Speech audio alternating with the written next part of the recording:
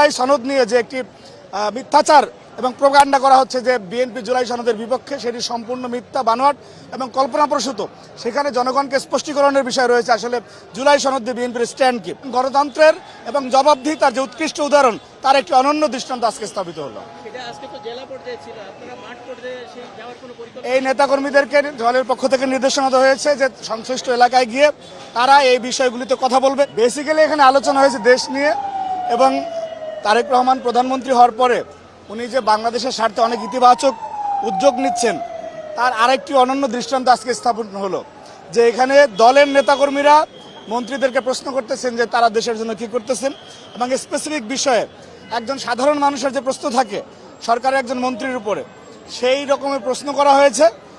নেতাকর্মীরা জানতে চেয়েছেন যে প্রত্যেকটা স্পেসিফিক বিষয়ে যে সরকারের কোন মন্ত্রী কি, মন্ত্রীদের কাছ থেকে জানতে চাওয়া, পাশাপাশি মন্ত্রীরা একরকম জবাবদিহিতার আওতার মধ্যে থাকার যে প্রক্রিয়া, তারা এখানে জবাব দিয়েছেন যে এই কাজগুলি এবং উন্নয়ন প্রজেক্টগুলি এগুলি এরকম হচ্ছে, এবং কিছু কিছু প্রস্তাবনা ছিল যে এই এলাকায় এই কাজটা হলে ভালো হতো, আইনশৃঙ্খলার বিষয়ে কথা ছিল।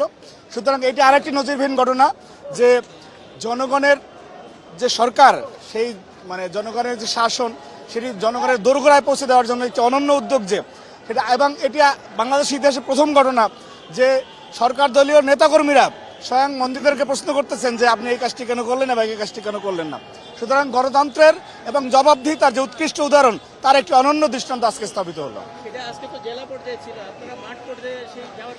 এই নেতাকর্মীদেরকে দলের পক্ষ থেকে নির্দেশনা দেওয়া হয়েছে যে সংশ্লিষ্ট এলাকায় গিয়ে তারা এই বিষয়গুলিতে কথা বলবে যে আমরা মন্ত্রীদেরকে প্রশ্ন করেছিলাম, দলকে এটা জিজ্ঞাসা করেছিলাম, দল এই উত্তর দিয়েছে, এবং আরও কিছু বিষয় যে প্রোপাগান্ডা, যে অপপ্রচারের রাজনীতি চলে আমাদের বিরুদ্ধে, বিশেষ করে জুলাই সনদ নিয়ে যে একটি মিথ্যাচার এবং প্রোপাগান্ডা করা হচ্ছে যে বিএনপি জুলাই সনদের বিপক্ষে, সেটি সম্পূর্ণ মিথ্যা, বানোয়াট এবং কল্পনাপ্রসূত। সেখানে জনগণকে স্পষ্টীকরণের বিষয় রয়েছে আসলে জুলাই সনদ দিয়ে বিএনপির স্ট্যান্ড কি, সেই বিষয়টিও জনগণকে এবং দলের মাধ্যমে পৌঁছে দেওয়ার জন্য নির্দেশ দেওয়া হয়েছে।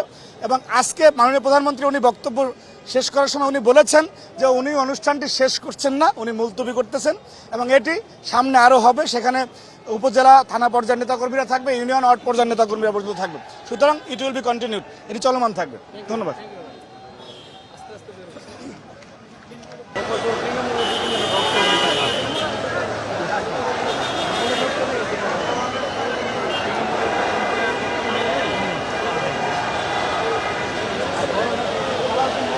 হ্যালো, না দাঁড়ান,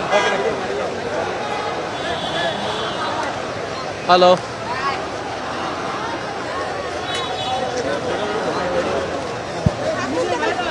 ফুটেজ ইউনিপিসিতে পাবেন, রেকর্ড হচ্ছে। ওকে।